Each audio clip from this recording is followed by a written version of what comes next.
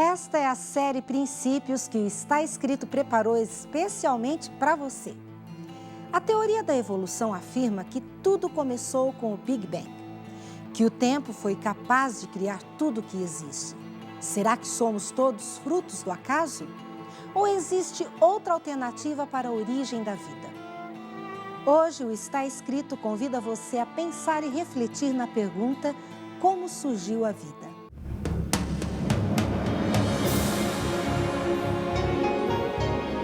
Ele permaneceu através dos tempos. O livro de Deus, a Bíblia, indispensável em nosso mundo complexo. Está escrito, transmitindo esperança ao redor do mundo. Apresentado por Fernando Iglesias. Que ideia você faz de Deus? Você acredita que Deus existe? Vamos ver o que as pessoas estão pensando. Acredito. Porque eu acho que acima de qualquer coisa, entende, nós temos que ter uma fé em alguma coisa. Acredito sim. Porque eu acho que Deus, ele criou tudo mesmo. Eu acho que ele está presente em todo lugar, com todo mundo. Acredito. Acredito pelos fundamentos da religião que eu tenho, sou católica. E tenho também uma fonte de fé, eu tenho que saber de onde vem a criação do mundo e para mim é o que mais me convence. Quando eu tinha 4 anos de idade, pelo menos 2 vezes por semana, minha mãe costumava visitar minha avó. Depois do almoço era praxe me colocar para dormir. Eu odiava ter que parar de brincar para ir dormir. Mas de certa forma eu amava dormir no quarto da minha avó. É que na parede, bem na frente da cama, tinha um quadro muito diferente. Por trás dele tinha uma luz vermelha. O quadro retratava 2 criancinhas brincando ali na beira de um despenhadeiro, enquanto um anjo as guardava com 2 asas abertas, bem grandes. A luz só era acesa quando a gente deitava para dormir. Então as janelas eram fechadas, a luz do quarto era apagada, e eu ficava olhando para o quadro, aquela luz vermelha, ela era tão bonita. Quando eu via, eu já estava acordando. Eu nasci num lar cristão. Desde pequeno era levado à igreja. E cresci ouvindo que Deus foi quem criou tudo. E logo que eu comecei a ler, era só abrir a Bíblia e estava escrito no primeiro verso, Gênesis 1:1, no princípio criou Deus os céus e a terra. Sempre ouvi dizer também que cada um de nós tem um anjo da guarda, igualzinho ao do quadro da minha avó. No meu universo dava a impressão que todos no mundo eram cristãos, ou pelo menos acreditavam em Deus. Foi no ginásio que pela primeira vez na minha vida eu ouvi falar que alguém não acreditasse que Deus criou o mundo. Um professor de história me ensinou uma história da criação muito diferente daquela que eu tinha ouvido a minha mãe contar. Ele falava de evolucionismo, de um tal de Darwin, de homens das cavernas. A princípio eu fiquei maluco, enfurecido. Tentei questioná-lo. Mas como um menino poderia argumentar com um professor? Embora ele nem tentasse me ganhar pela simpatia, ele foi o primeiro a me mostrar que, atrás do meu pequeno mundo, existia todo um universo enorme de pessoas que não acreditavam em Deus da maneira como eu acreditava. Era como se o encanto estivesse começando a querer se quebrar. Sabe, parecido com aquele que as crianças sentem quando descobrem que o Papai Noel não existe? Pela primeira vez eu me perguntei, pode mesmo ser que Deus não exista? Cresci como qualquer outra criança, via televisão, brincava de bola, brigava na rua, gostava de cachorros. E como toda criança, fui aos poucos também sendo bombardeado pela mídia, que começou a pregar o evolucionismo como uma verdade científica, ao mesmo tempo que outros professores começavam a minar ainda mais a minha fé num Criador. O mais incrível é que, mesmo na juventude, eu continuava indo à igreja, ouvindo sermões e sentindo dentro de mim a mesma necessidade de Deus que eu sempre senti. Era como se eu duvidasse de algo, mas não ousasse perguntar a respeito, com medo até de saber que aquilo fosse verdade. Eu não era o único assim. Ainda hoje, muitos duvidam da existência de Deus e não procuram saber a verdade, porque têm medo. Uns têm medo de procurar a Deus na ciência e não encontrá-lo. Outros têm medo de encontrá-lo. Então um dia aconteceu. Eu tive que tomar uma decisão. Eu estava no colegial e, como sempre fazia, mesmo sem argumentos, eu desafiei a minha professora de história. Como eu desafiei, ela me desafiou de volta e me pediu um trabalho que deveria ser apresentado de forma oral. Um trabalho falando sobre criacionismo, evidências científicas de que existe um Deus criador. Nem a minha professora podia imaginar o quanto aquele trabalho foi importante para mim. Ela conseguiu acabar com a minha dúvida. Nunca mais me conformei em ficar enquadrado ali naquela classe de pessoas que sempre se conformam em aceitar tudo simplesmente pela fé. Você gostaria de saber o que foi que eu apresentei naquele trabalho? Logicamente que eu não tenho mais o trabalho hoje, mas as bases de tudo que eu estudei e do que me convenceu estarão no que você vai ver agora no nosso programa.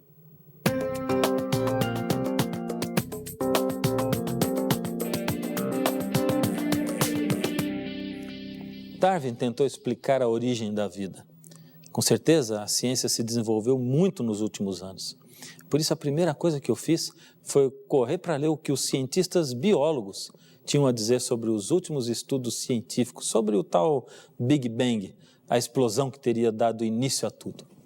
Sabe o que eles dizem a respeito de como estão os estudos científicos a respeito da origem da vida?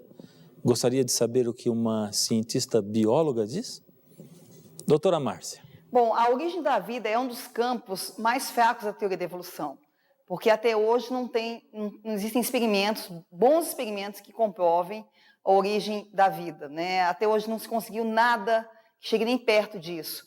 Ano passado completou 50 anos desse experimento Miller, e algumas publicações, inclusive, como revistas, começaram a mostrar como essa área de pesquisa da evolução, da origem da vida, está realmente empacada, não se conseguiu quase nada. Pelo contrário, o que se vê hoje em dia, cada vez mais, é que os seres vivos, as células, são muito mais complexos do que se imaginava a princípio. E cada vez fica mais difícil de você explicar a origem desses seres a partir de substâncias inorgânicas no passado. E alguns pesquisadores, então, eles fizeram alguns cálculos para poder saber qual seria a probabilidade de você ter uma proteína dessa sintetizada ao acaso. Ou seja, quanto tempo você demoraria para ter isso. Então, se você tiver aceitar as estimativas de que haveriam muitos aminoácidos presentes numa sopa primordial, 10 elevado a 44 aminoácidos, e se você puder simultaneamente adicionar um novo aminoácido a cada uma dessas 10 elevado a 44 cadeias de proteínas em formação, e se você adicionasse um aminoácido por segundo, sem parar em nenhum momento, você precisaria de ter um período de 10 elevado a 23 anos para ter a probabilidade de 95% de obter uma proteína. No caso do exemplo aqui, seria uma proteína chamada citocromo C, que é uma proteína que existe em praticamente todos os seres vivos. Então, você precisaria de 10 elevado a 23 anos, ou seja, 10 com 23 zeros na frente, para você obter uma proteína se você fizesse a coisa dessa forma casual. Só para vocês terem uma ideia, 10 elevado a 23 anos é 10 trilhões de vezes mais do que a idade que se aceita geralmente para o universo.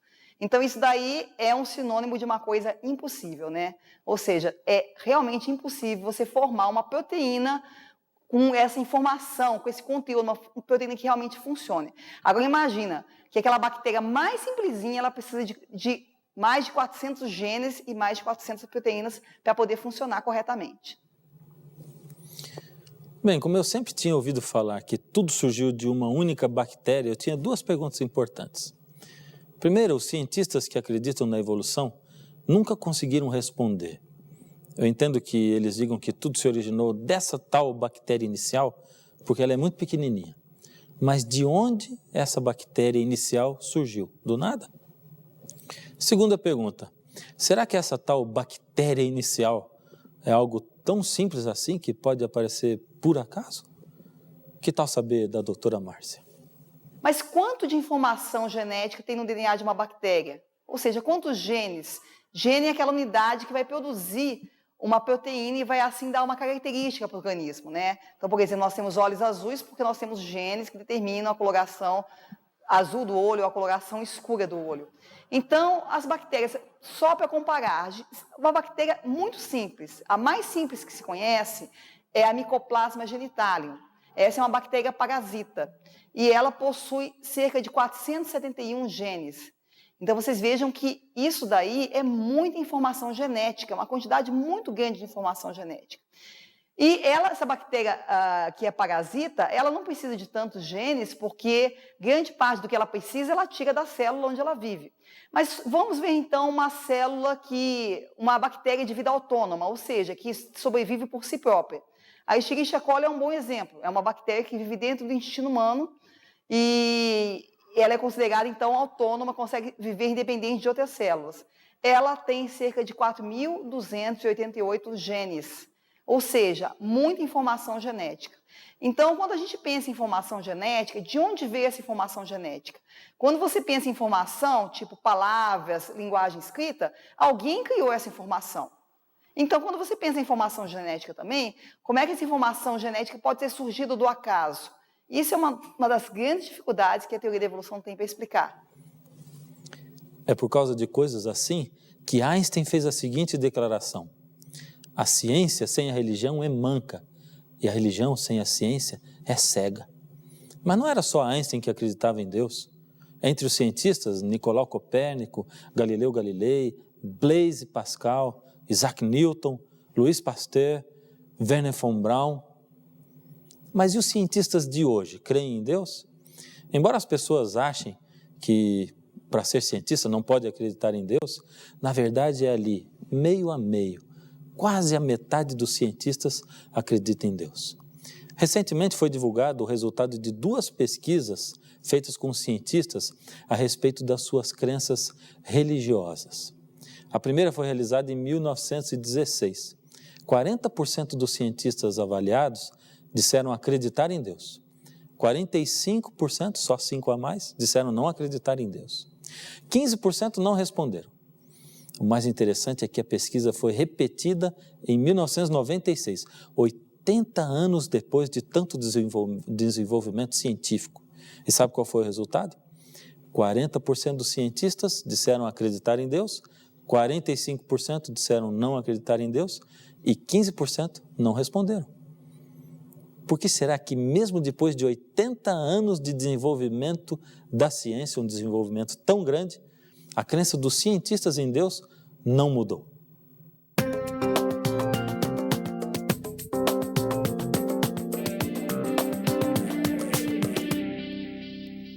É lógico que é porque existem evidências científicas da existência do Criador. Na minha adolescência eu vivia olhando assim para os carros e pensando, bom, eu nunca acreditaria se alguém me dissesse que um carro poderia surgir de uma explosão cósmica. E eu ia acreditar menos ainda se dissessem que depois da explosão a chave estava lá no contato, alguém virou e ele funcionou. Aí então eu pensava de novo, com certeza o corpo humano é muito mais complicado do que um carro. Como está escrito aqui em Salmos 139, 14, Salmos 139, 14, graças te dou, pois de um modo assombrosamente maravilhoso me formaste. Mal sabia eu o quanto o corpo humano é muito mais complicado do que um carro. Mas Deus queria mostrar a todos que Ele é o Criador. Por isso deixou a ciência como prova de tudo. Que tal conhecer ao menos algumas partes do corpo? E que tal começar pelo olho? Por essa ilustração maravilhosa, científica, que nós preparamos para você. Olha ao seu redor. O que você vê? Quando você olha ao seu redor, facilmente você pode ver todos os objetos, de perto, de longe, todas as suas cores, formatos, tamanhos. Você sabia que para essa visão acontecer, precisam acontecer um monte de reações e interações complicadas em seu corpo? O olho humano tem um mecanismo completamente automático e que funciona perfeitamente. Ele é feito da combinação de 40 partes diferentes. Cada uma delas executa uma parte importantíssima para que você consiga enxergar. Qualquer defeito em uma dessas 40 partes, isso tornaria impossível a sua visão. A camada transparente na frente do olho é a córnea. Logo atrás está a íris. É a íris quem dá a cor dos olhos. A íris também consegue ajustar o seu tamanho automaticamente de acordo com a intensidade da luz que ela recebe. É que existem vários músculos ligados à íris. A coisa funciona assim. Se estamos num lugar escuro, por exemplo, a íris dilata, aumenta de tamanho, para receber o máximo de luz possível. Quando a intensidade da luz aumenta, aí ela se contrai, diminui automaticamente de tamanho, para diminuir também a quantidade de luz que entra no olho. Agora repare como funciona esse ajuste automático da íris. No momento em que a luz entra no olho, um impulso nervoso é transmitido ao cérebro, informando a presença e a intensidade da luz. O cérebro imediatamente manda de volta um sinal e dá a ordem para que os músculos se contraiam mais ou menos. Vamos supor que estamos olhando uma fruteira de cristal cheia de frutas. Os raios de luz que vêm dessa fruteira para o nosso olho passam através da córnea e da íris e são focalizados na retina pelo cristalino. São as células da retina que percebem a luz. Mas o que acontece na retina para que as suas células percebam essa luz? Quando as partículas de luz atingem as células na retina, elas produzem um efeito em cascata, como se fosse uma fila de pedras de dominó bem arrumadas uma do lado da outra. A primeira pedra de dominó nas células da retina é a molécula chamada 11-cis-retinol. Quando um fóton de luz chega até ela, essa molécula muda a sua forma. Isso força a mudança de forma de outra proteína, a rodopsina, porque as duas estão fortemente ligadas. Agora, a rodopsina também toma outra forma para poder se ligar a outra proteína, chamada transducina. A transducina já estava presente na célula, mas elas não podiam interagir antes, porque as suas formas eram incompatíveis. Bem, agora depois dessa junção toda, outra molécula chamada GDP também se liga ao grupo.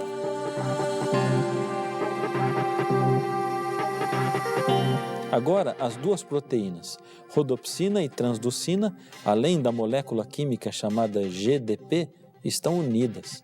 Complicado? Só que o processo da visão está só começando. Agora esse composto chamado GDP tem um formato apropriado para se ligar a outra proteína chamada fosfodiesterase.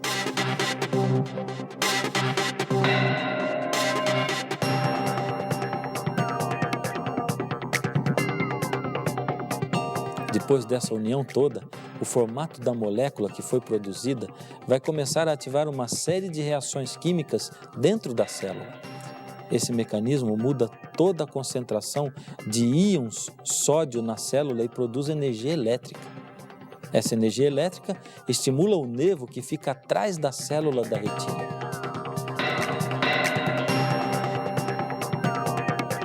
E assim a imagem que no início chegou ao seu olho em forma de luz acaba se transformando em sinal elétrico. Esse sinal contém a informação visual sobre os objetos observados. E agora, o que acontece com esses sinais elétricos? Bem, para que a visão funcione, os sinais elétricos têm que ser transmitidos para o cérebro, lá no centro da visão.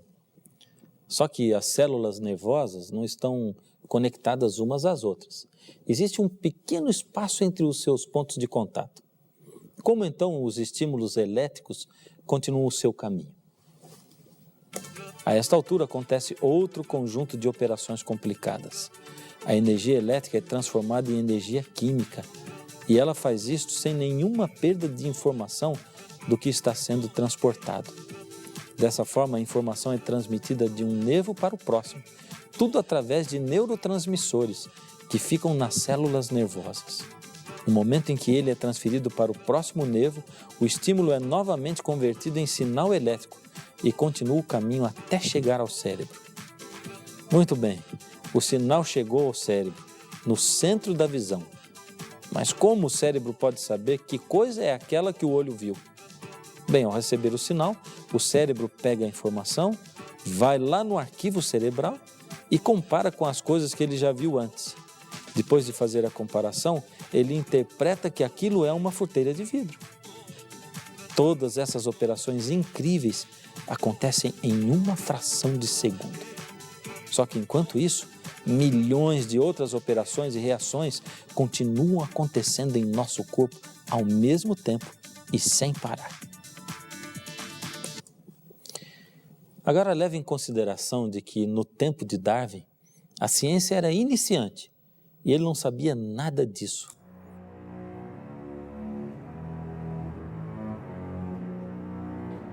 Aqui nessa casa, Charles Darwin viveu durante 40 anos de sua vida. Foi aqui, em meio a esse refúgio na natureza, que ele preparou o seu livro A Origem das Espécies, que foi lançado em 1859.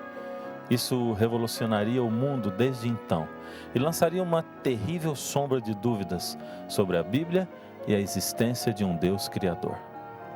O próprio Darwin reconheceu o planejamento extraordinário do olho e confessou o seu desespero numa carta que escreveu a Anna Gray, em 3 de abril de 1860. Ali ele diz assim: só de pensar no olho tenho calafrios. As teorias de Charles Darwin escandalizariam o mundo da sua época. A igreja e a própria rainha Vitória se colocariam contra ele. Hoje a situação é bastante diferente. Não é à toa que nós encontramos o rosto de Charles Darwin estampado na nota de 10 libras ao lado do rosto da rainha Elizabeth II.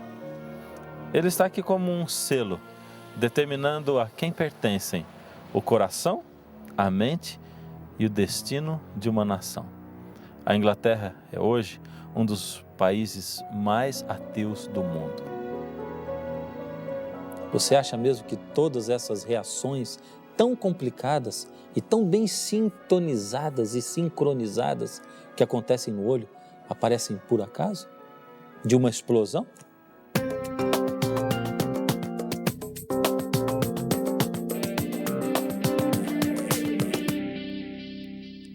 Todas essas perguntas, indagações sobre o evolucionismo, evidências do criacionismo, deixaram a minha professora de ciências sem resposta. Mas teve alguma coisa que fez com que ela ficasse muda. É que até agora nós falamos de biologia, de corpo humano, visão. Mas pense bem, nós não somos só corpo, só matéria. Existe algo mais dentro de nós. Nós pensamos, raciocinamos, temos capacidade de transcender, de pensar em Deus.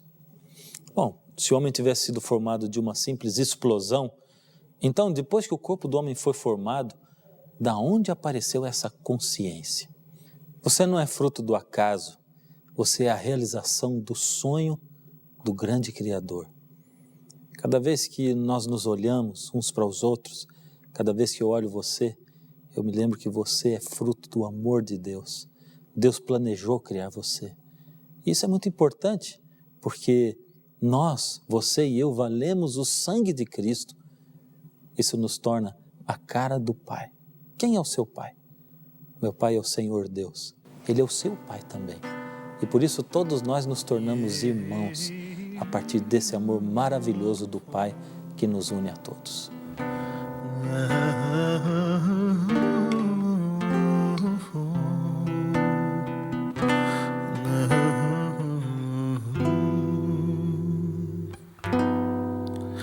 Quando eu olho pra você, eu me lembro que Deus criou você e amou você.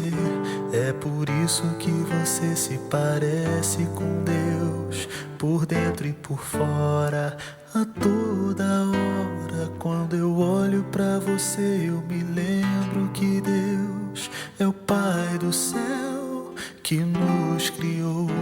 É por isso que você se parece comigo, é meu irmão, é meu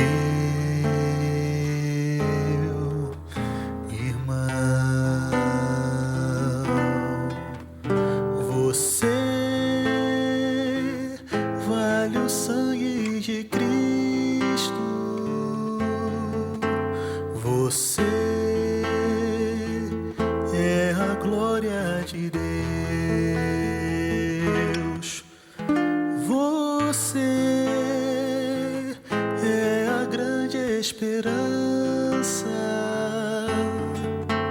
de mostrar pro universo que o amor de Jesus valeu. Quando eu olho pra você, eu me lembro que Deus criou você e amou você. É por isso que você se parece com Deus, por dentro e por fora, a toda hora. Quando eu olho pra você, eu me lembro que Deus é o Pai do céu que nos criou. É por isso que você se parece comigo. É meu irmão, é meu irmão.